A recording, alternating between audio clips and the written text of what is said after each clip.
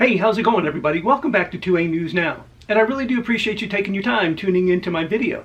And as always, here at 2A News Now, you get your Second Amendment news straightforward and to the point with no BS added in. Everybody knows how much Democrats love an old-fashioned gun buyback. They proclaim it's going to take guns off the streets. And whatever city they're doing the gun buyback in, it's going to cut back on crime and save lives. And it's all bullshit. None of that is true. And those firearms are supposed to be disposed of.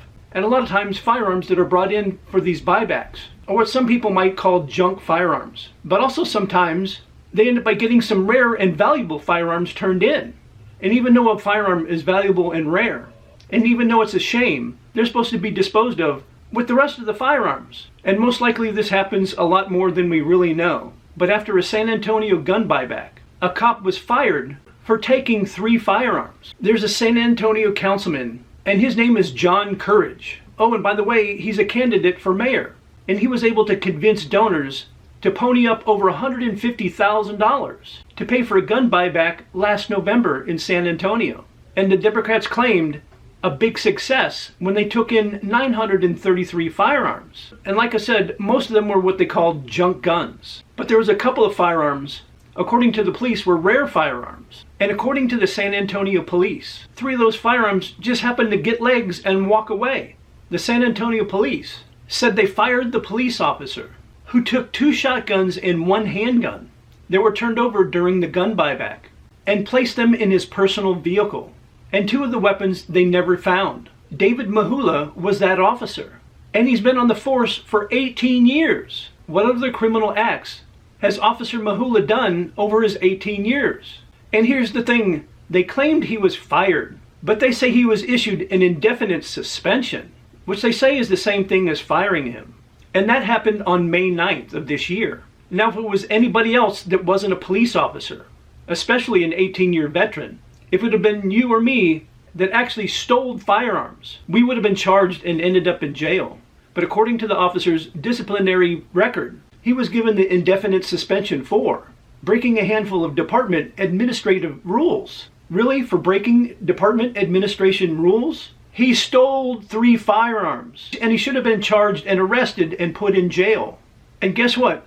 Officer Mahula appealed the decision the day after it was issued, and he denied all allegations and asked for an arbitration hearing. And Officer Mahula wants back pay and lost benefits restored.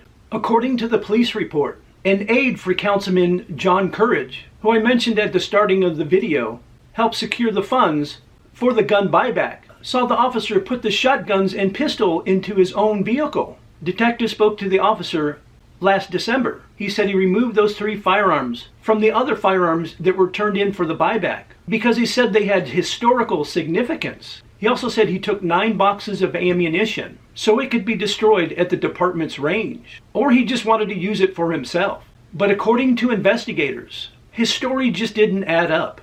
They said Officer Mahula provided detailed descriptions of 2 rifles. And when you know it, rifles matching those descriptions were found in the police property room.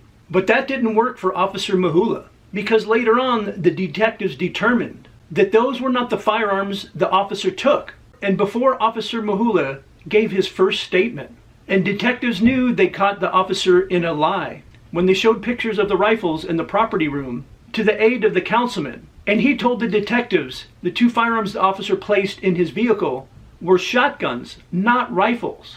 And what really sealed the case for detectives, they reviewed footage of patrol car video systems that were at the buyback. The footage showed that the officer placed the shotguns in his personal vehicle, not rifles as the officer said.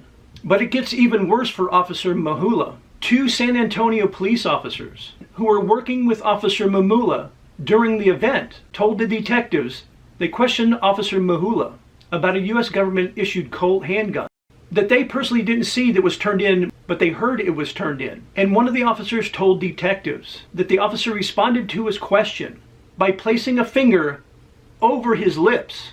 And the second officer told detectives that the officer made facial expressions as he understood to be quiet.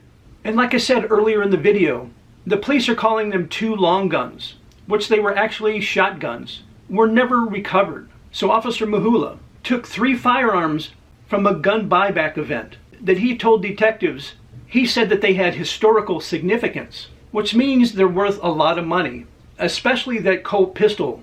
We have no idea what the shotguns were. Officer Mahula committed a felony, and he's given what they call an indefinite suspension, which is supposedly a firing to the police department for administrative reasons? What a freaking joke. Let me know in the comments section what you think should happen to Officer Mahula. Should he be charged and arrested for a felony? And always, I appreciate everybody's support with the channel and sticking with the channel during the health problems that I've been having lately. And I really do appreciate it when you guys like, share, and subscribe and hit those post notifications on the videos that you watch. And I invite you to come back and watch my next video.